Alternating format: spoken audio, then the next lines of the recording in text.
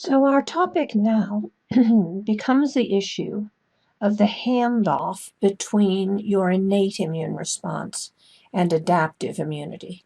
Because you can think about the process involving a very rapid response to something that might kill you quite quickly, that being the innate immune response that we've spoken about so far, and then the need for memory and recollection and refinement of an immune response that will help you in the future and be there and available to work when you are challenged again.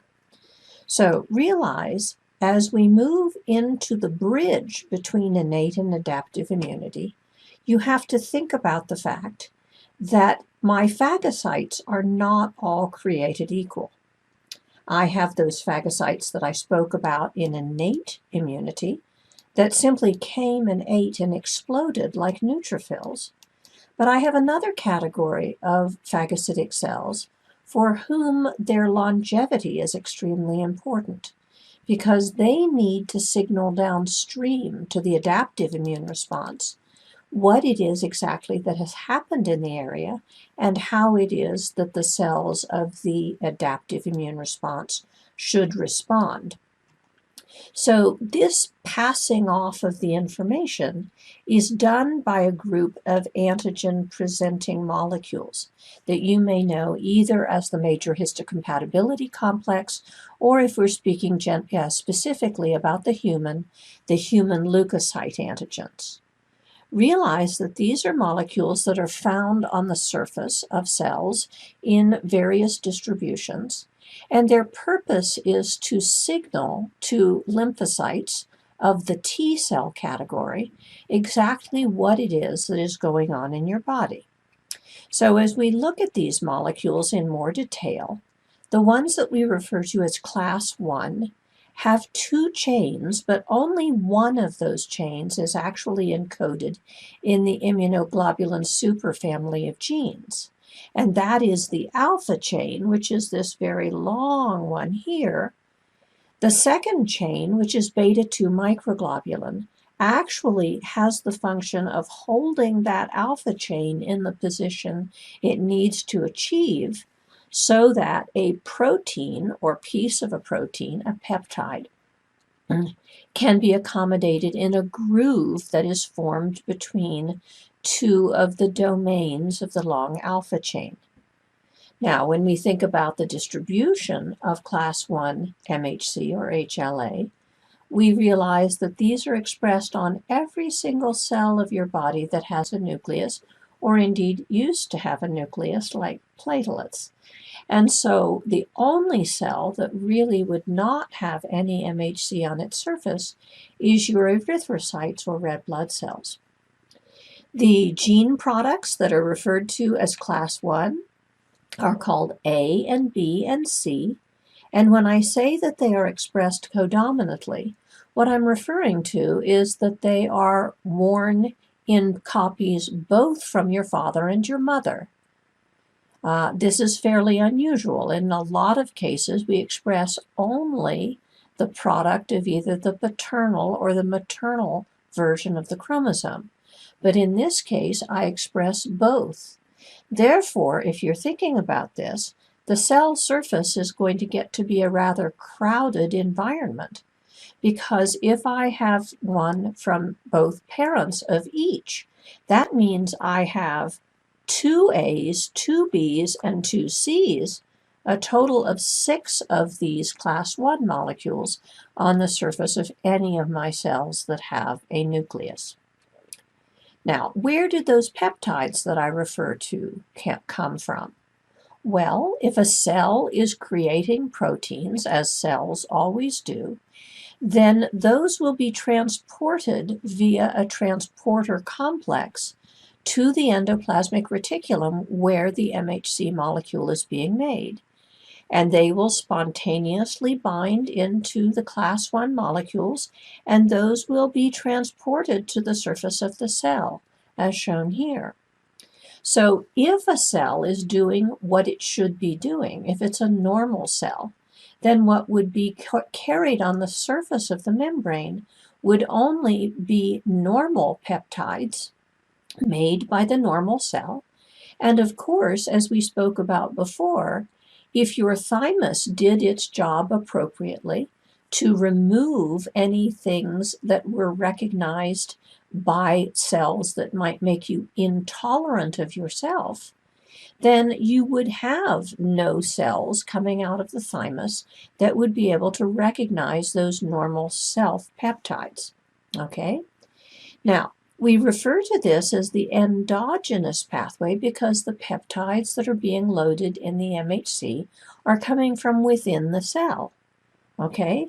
And realize that this is all well and good until we start speaking about cells that have an internal invader inside them, something like a virus or some other change to the function of the cell that makes it abnormal.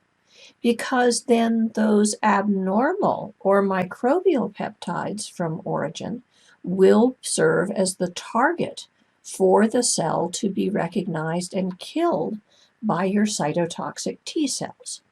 If you recall, your CD8 cells that emerged alive out of the thymus were those that recognized MHC class I molecules.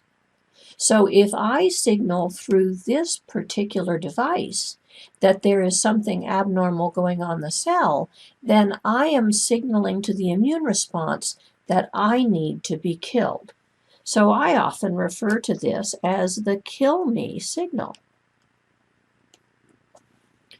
It should be obvious to you that this is not a signal that you would want to partake of unless there is something seriously wrong with you, because someone is going to come along and do exactly that.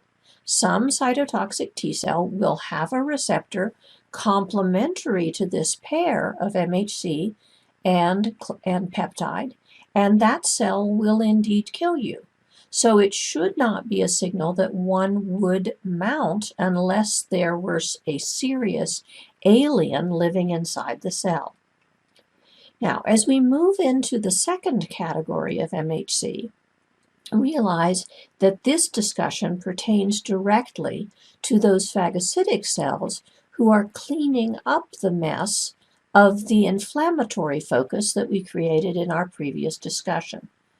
And so class 2 MHC, also a 2-chain structure, but in this case, both of the chains are encoded in the immunoglobulin superfamily of genes, and again expressed codominantly on all antigen-presenting cells. So class 1 expressed on every cell that has a nucleus, class 2 only on your antigen-presenting cells.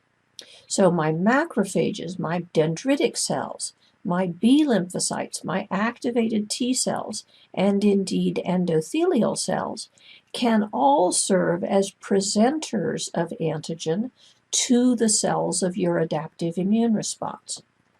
Now, when we think about where the peptides come from for loading this molecule, realize this is a follow-up to our discussion of phagocytosis previously, because peptides will be loaded into these molecules when the molecule itself of MHC class 2, which as always is made in the endoplasmic reticulum, when that molecule is added into an acidic phagocytic vesicle.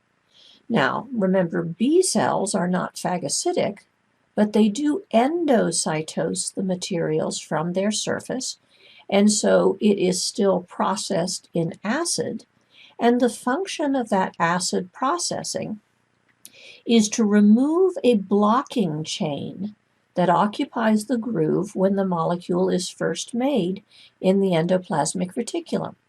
That invariant chain which blocks the groove has to be dissolved away in the acid. And then the contents of the peptides from the phagocytic process are added into the groove, and those are presented on the surface of the cell.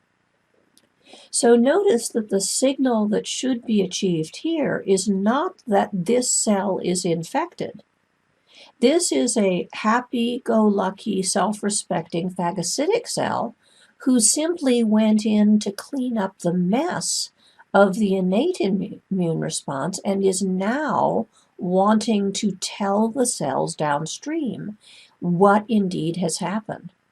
So I would not ever want to kill the cell that was delivering this message. Realize that the combination of MHC class II and peptide is recognized by my CD4 cells that were produced out of the thymus. So this is going to be the signal that says, help me. In other words, I am a cell who is simply trying to clean up a mess. And if you and I can communicate about what this mess was caused by, then I can assist you with information so that you can make a more intelligent response as you bind to my surface. So realize that dichotomy between the kill me signal delivered by class 1 and the help me signal delivered by class 2 is absolutely sacred to the functioning of your immune response. I have to have two MHC types in order to be able to distinguish the difference between a cell who wants to collaborate with me against a common enemy and a cell indeed that must be killed for the good of the organism because it has alien invaders living inside it. Okay? Now, this is simply a summary table of how to think about class 1 and class 2 molecules. Realize we've talked about all of this before, but the function of class 1 is to identify altered self. So this is important in neoplastic change, it's important in virus infections, or in any other intracellular infection. The cells who wear class 1, the molecules being A, B, and C, are all nucleated cells as well as platelets. The peptides were produced endogenously inside the infected cells, either by virtue of normal cellular processes or altered cellular processes, and the recognition of the signal is via my cytotoxic lymphocytes, who are my killer cells. Notice that my molecules of class 2 are referred to as DP, DQ, DR. And again, I have two of each, one from each parent. So if I'm doing the math correctly here, I have 6 class 1 and 6 class 2 molecules that would be worn on the surface of an antigen-presenting cell because antigen-presenting cells also have nuclei. This is getting to be a very crowded surface. And if you sort of run your mind forward into where we will meet the major histocompatibility complex again in our discussions, it's going to be in dealing with transplantation. Realize this is the most polymorphic genetic system in the human body. And so it's extremely unlikely that any two human beings would have identical haplotypes unless they are genetically related to one another. There are tremendous thousands, if not tens of thousands, of variants of these molecules. And if I have to match in total 12 of them to make a transplant be a perfect match, this becomes an incredibly difficult process. Okay? Now, my class 2 molecules are designed to stimulate the T helper to get help. So they are worn on the surface of my antigen-presenting cells, and the peptides came from materials that had been outside, processed in an acidic vesicle, and then presented on the surface. So sometimes you will see this referred to as the exogenous pathway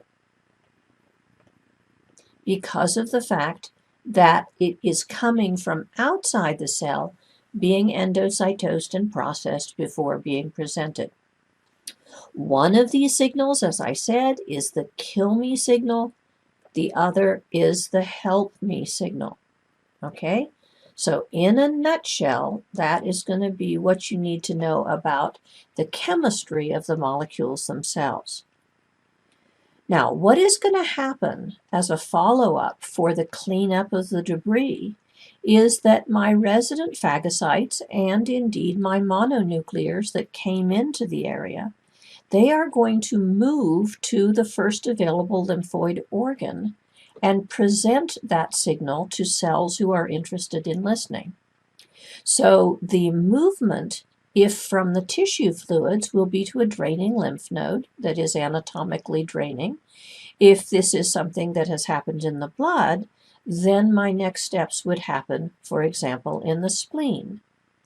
But the handoff between my antigen-presenting cell and my first adaptive cell, my T lymphocyte, is going to be the same regardless.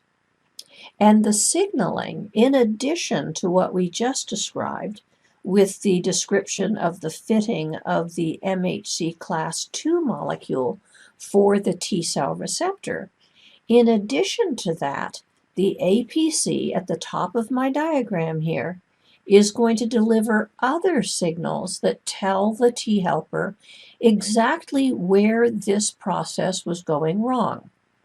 So the antigen-presenting cell will get signals from the resident innate lymphocytes and will pass those signals downstream in the form of cytokines and in the form of recognizing that that APC may have indeed recognized certain pathogen-associated molecular patterns on what it has ingested.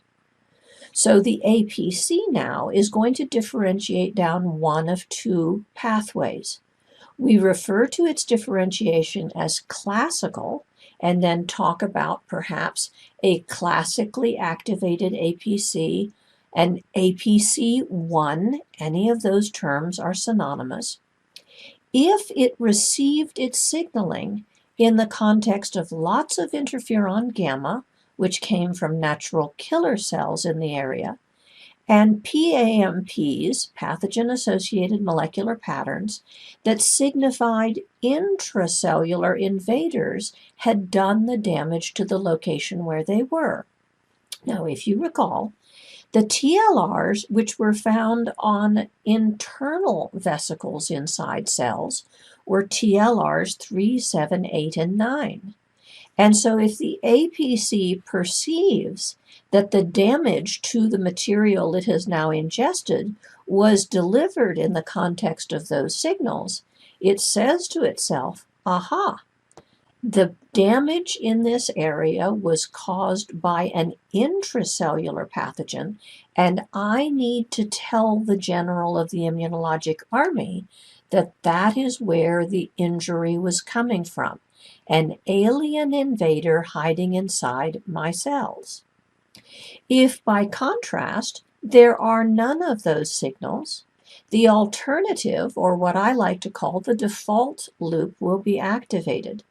So in the absence of those specific signals of intracellular invader, or if there is interleukin-4 and interleukin-13 produced by resident innate lymphoid cells in the area, that signaling sends the APC down a different cascade of transcription devices, and it will produce signaling that will go downstream to say, aha, this was most likely an extracellular material that started this problem. So notice that even though my neutrophils back in the discussion of innate immunity were really sort of dumb cells as far as coming and eating and exploding, my mononuclear phagocytes and dendritic cells are making extremely discerning decisions about where exactly the problem came from.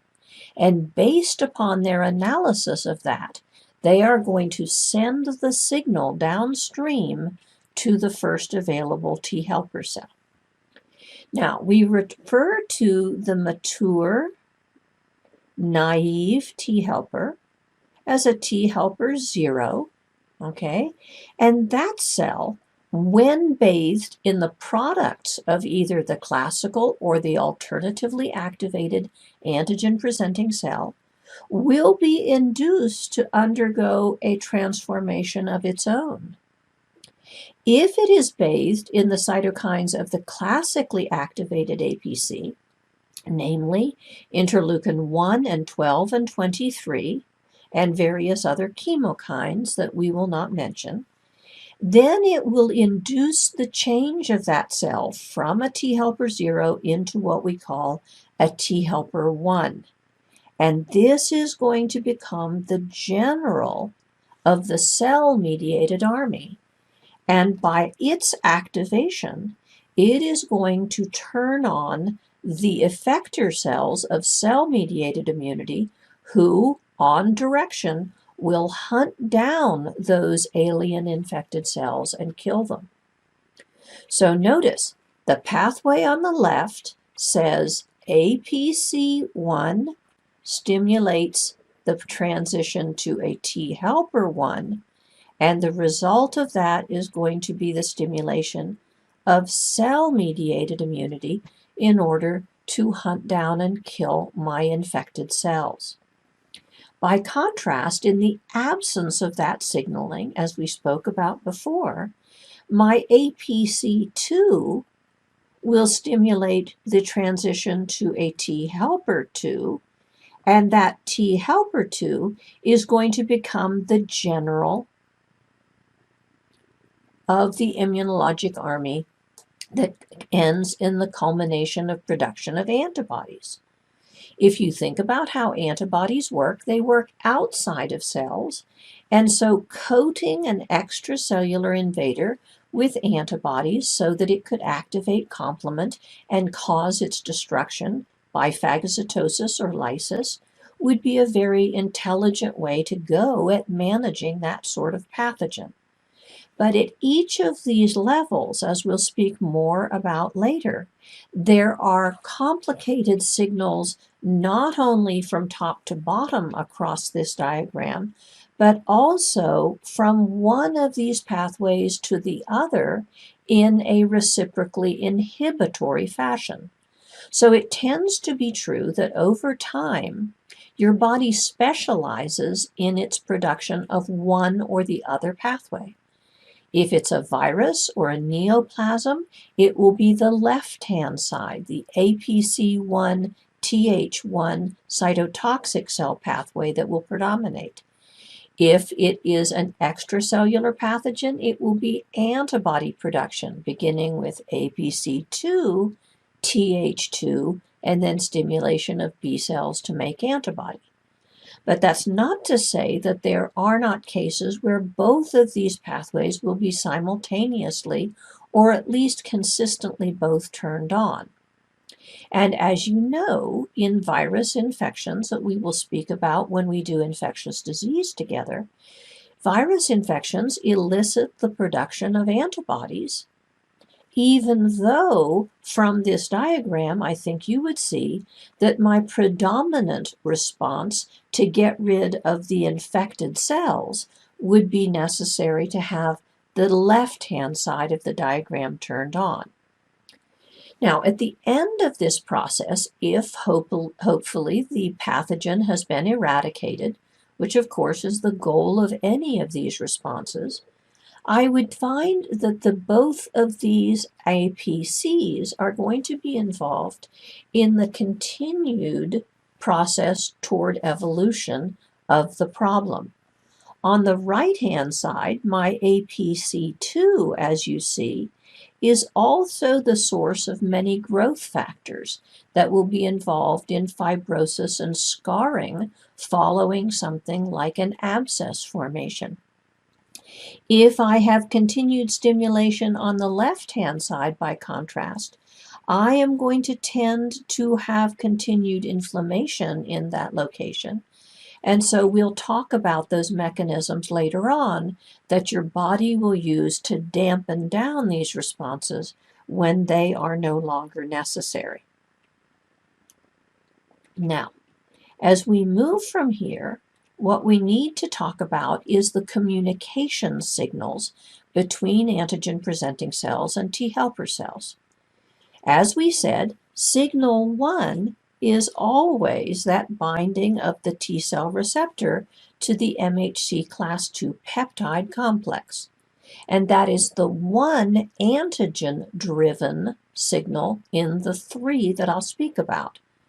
If it were not for that particular signal, it would not be that the T helper cell and the APC would be in common in what they are responding to. And the purpose of the immune response is to make a concerted effort against a common enemy. So that first signal is absolutely essential for that. The second signal is the binding of co-stimulatory molecules. And if you notice, we have several here, all of which are labeled with 2s to indicate that they are the second step in the signaling process. CD80 is going to bind to CD28. LFA3, which is an adhesion molecule, is going to bind to CD2. And CD40 is going to bind to CD40 ligand. Now you can think of those as sort of operating like the spokes in the gear on your bicycle, that when the first interaction occurs between the T cell receptor and the MHC molecule, next I have locking together of all of those co-stimulatory molecules so that now my 2 cells are locked in a passionate embrace. Okay? That embrace allows the secretion of cytokines from one cell directly onto the surface of the other. And it is that signal 3, the cytokine secretion, which is designed to be a very specific communication between these 2 consenting adult cells, locked in their passionate embrace. Now, notice that my APC is going to make interleukin 1 and 6 and 12 and tumor necrosis factor alpha. My T helper cell is going to make interferon gamma and interleukin 2. And interleukin 2 is going to deliver an almost autoerotic signal because it binds to the high affinity interleukin 2 receptor found on the surface of the T helper cell. Now, this is a terribly important cloning signal because when that signal is received in an autocrine fashion from the T cell to itself during this activation process, I am going to clone that T helper cell into thousands, if not millions, of copies. Notice that my APCs are not dividing cells, so I'm not going to get amplification in that way. But the end of this process is that I'm going to have many, many, many T helpers identical to this first one who now are capable of making this response in the future. This is the first step of the immune response where I actually can speak about building my immunological muscles. Because realize it is that cloning from that first responding cell into an army of responding cells that is eventually going to get me to the place where my body has enough specific responding cells that I will not become ill in the face of this again. Now, another thing I want to speak about with this particular diagram is that this is a tremendously central diagram in the discussion of turning the immune response on versus turning the immune response off. Because notice how I drew this for you. All of my interactions on the right-hand side of this diagram are designed to activate the 2 cells. Okay, my APC has made these cytokines that activate the T helper. My T helper has made interferon gamma, which has activated the APC. This is turning on an immune response to recognize a common enemy. Notice, however, that this same interaction can be turned in the opposite direction to inhibit the activation of these cells if instead of CD80 binding to CD28, as we talked about on the right-hand side, instead we had CD80 binding to CTLA4. That delivers an inhibitory signal and stops the activation of the two cells. Now, in a little while, we're going to talk about some brain-teasing thoughts. But I'd like you already to start thinking now, what are the natural situations where I would want this immune response to be turned on? And what are the natural situations where I would want this particular pathway to be turned off? Because that concept is going to give me an idea of how I'm going to manage these things when I have a patient with too much or too little immune response. And this is going to become a focal point for our discussion of how medicine can work through immunity in order to make the outcome better for the patient. Now, since I started doing this many, many years ago, back when Moses was in diapers, we really did not even know that there were different categories of helper cells. And yet now, every time I turn around, there is another category of T helper cells. And so my diagram here has become pretty complex. What I'm going to emphasize to you is the categories of T helpers, which in my opinion, you can actually be tested upon. And those would be the two that I put on the outermost borders of the diagram, the T helper 2 and the T helper 1. Remember, I told you already, the T helper 1 is the general of my cell-mediated immune response. The T helper 2 is the general of my humoral immune response. All of the others, we are still in various stages of understanding them. But I drew the diagram in the way that I did so that you can begin to categorize these by virtue of what cytokines that they're going to make and whether those cytokines are going to have generally a pro-inflammatory or an anti-inflammatory process. Notice I have coded all of the ones who are inflammatory as being in red. The ones who are anti-inflammatory are blue, okay?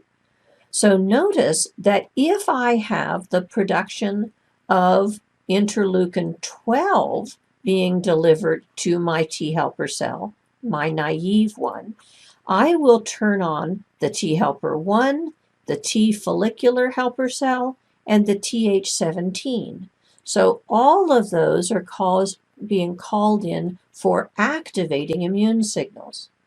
If, by contrast, the signaling from the APC is interleukin 4, or TGF-beta in some cases, I will turn on the T helper 2, the Th9, and the Treg, all of which have various levels of anti-inflammatory processes, the most complicated one really being the Th9, which obviously has both inflammatory and anti-inflammatory processes.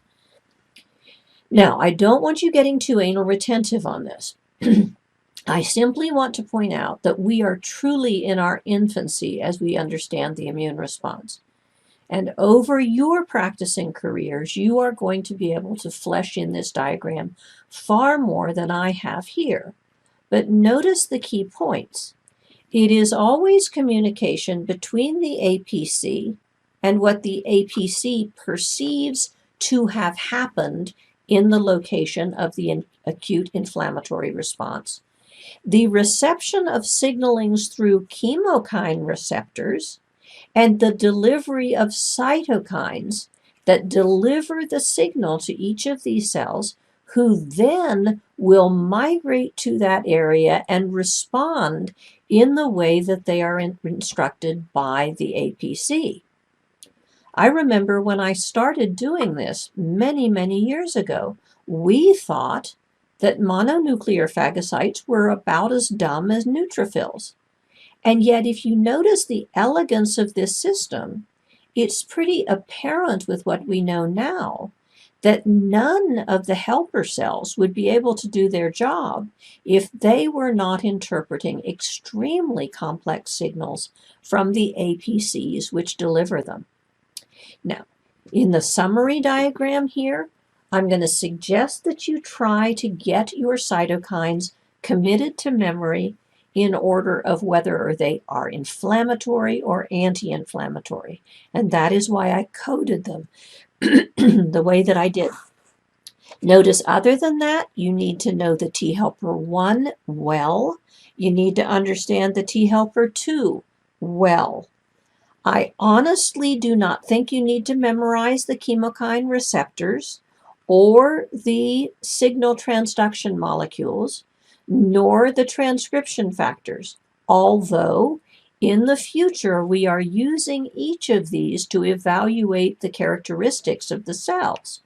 Because something that I should emphasize to you now is that each of these cells are CD3 positive and CD4 positive. I cannot tell them apart on the basis of their surface molecules that are those markers. So more and more, as we become more highly evolved with our understanding of flow cytometry and molecular biology, we will be using these molecules internally more and more to evaluate the difference between them. But for now, notice whether the product of a given cell is by and large to inflame or activate or to suppress or quiet.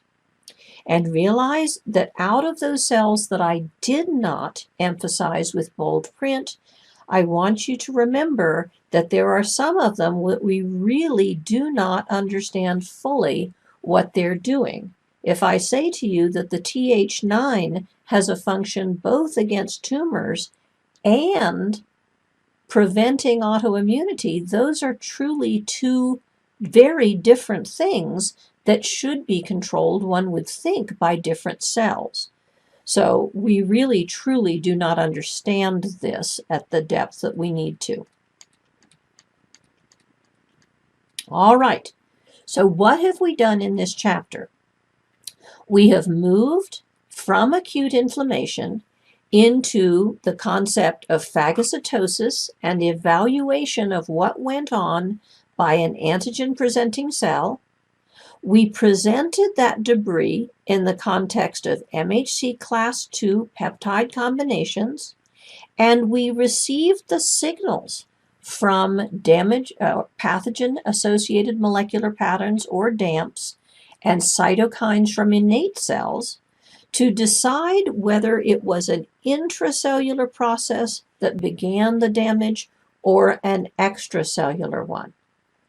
That delivered the signal to my T helper cell in the form of interleukin 12 in order to turn on the T helper 1, or in the form of interleukin 10 and TGF-beta to activate the T helper 2. And as a result of those, what we're now going to move into in our next discussion is the response of the effector cells, which will be downstream from this, and who will actually do the mechanical killing or the production of the weapons that will be involved in removing the particular pathogen. So as you see, we are moving through the structure of the system, and our next discussion will be the handoff toward the cell-mediated immune effectors on one side versus the humoral or antibody-producing effectors on the other. Now, as usual, my sort of silly topic of making me care here, my hashtag MMC, before we leave, I'd like to pose some questions to you. So as usual, I'm going to read you the question. I'm going to suggest to you that you pause your video and think through your answer, and then we'll discuss it as we finish. So the first question is, in the engineering design of the immune system, acute inflammation can be thought of as a nearly instantaneous first response to prevent the attack of something that can kill you right now. The adaptive response then ensues as a more focused subsequent response, which is tailored to be maximally effective against the injury and minimally damaged to host tissues. What two attributes of T helper cells make them a critical target for medical therapies, which either increase or decrease immune activation?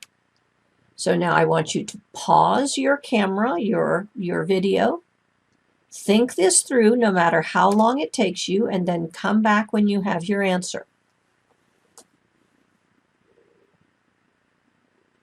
All right, so the answer to this question lies in the two attributes of T helpers, which I tried to emphasize.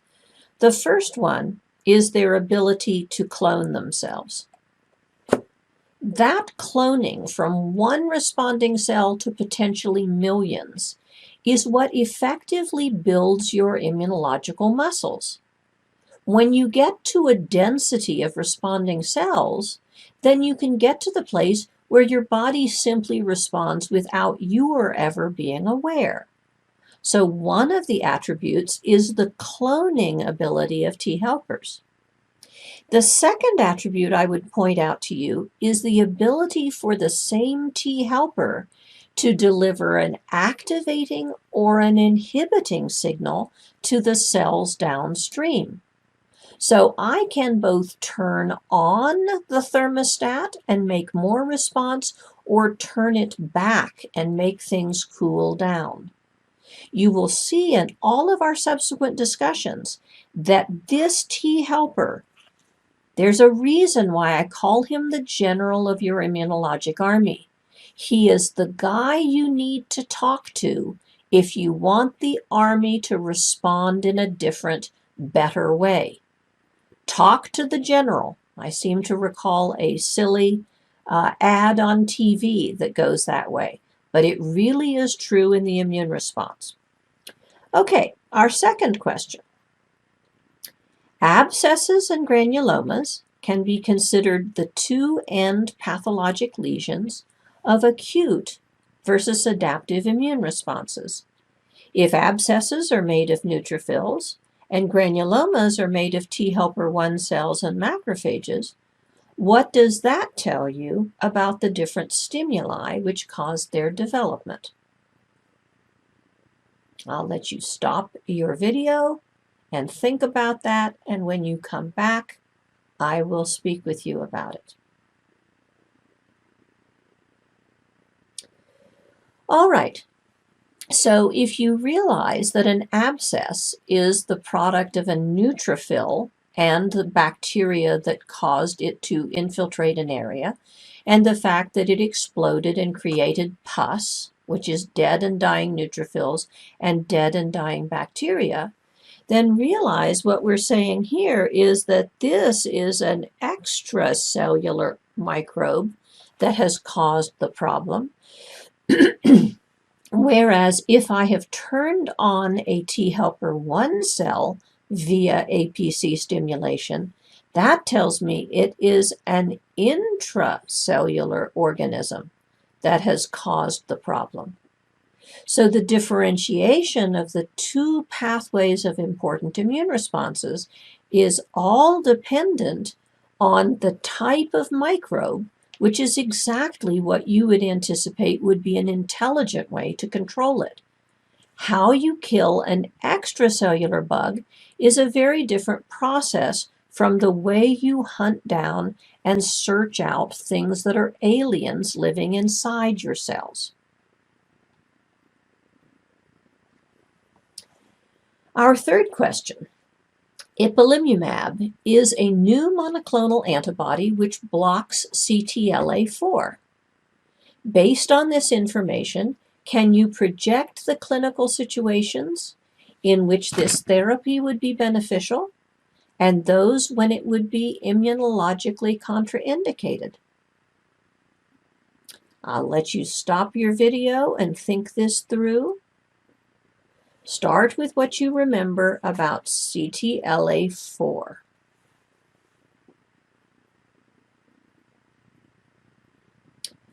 All right, so in answer to question number 3, or MMC topic number 3, remember CTLA4 is the receptor that binds to CD80 in order to inhibit the activation step between the APC and the T helper cell. So if I blocked CTLA4, I am blocking inhibition, right? If I block inhibition, it stands to reason that I would amplify the activation. And so thinking about cases where that would be beneficial, if I had a scenario like a neoplasm where my immune response was not being activated appropriately, this might be a good drug. If I had scenarios where I had a hypersensitivity, this is not going to be a drug that I would want because it would activate the system. So realize that this is a very important fulcrum in our immunological discussion that is going to be in use more and more in your practicing careers, both in discussion of management of neoplasms and also in discussions of how we handle autoimmune diseases and hypersensitivities and so forth. All right, number 4. If you were going to design a therapy to increase or decrease adaptive immunity in the most efficient way possible, would you design it to be functional at the APC, the T helper, the effector cell level, and why? Okay? I will let you stop your video and think for a few minutes.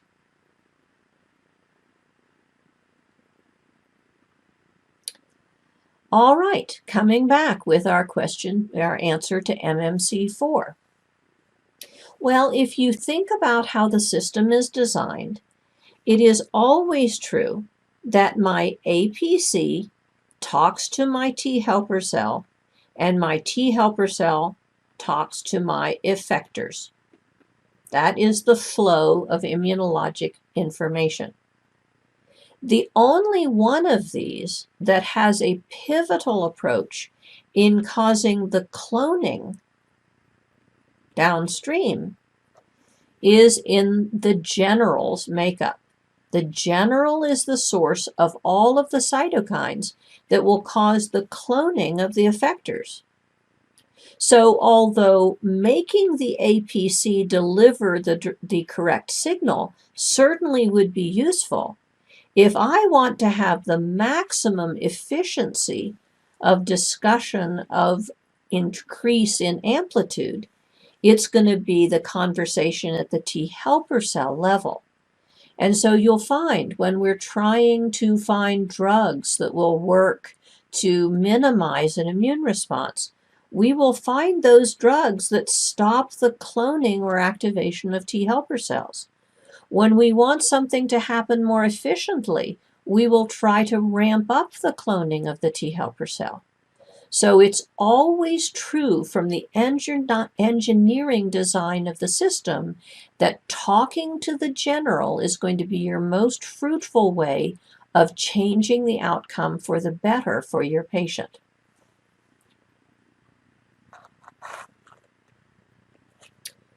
Our final question,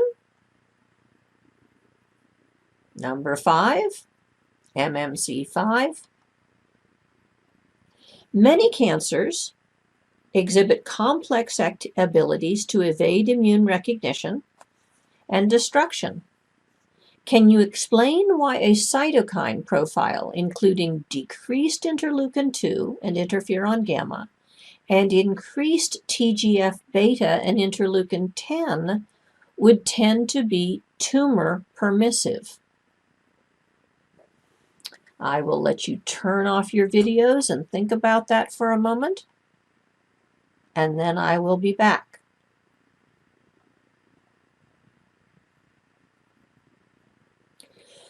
Well, of course, the answer to MMC5 takes us right back to that diagram of the interaction between the APC and the T helper cell.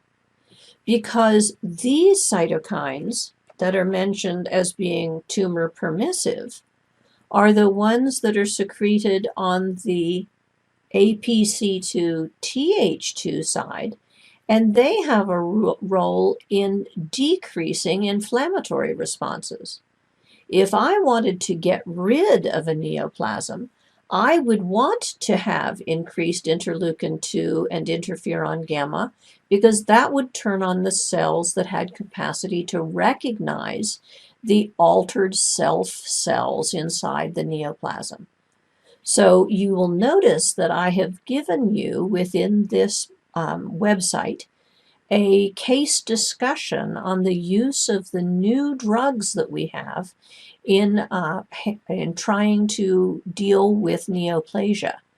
And so I would like you in your spare time to read that, and you'll see how it is that tumors indeed have a multitude of different techniques for turning off the immune response that would kill them and turning on one that is much more tumor permissive and allows the tumor to grow.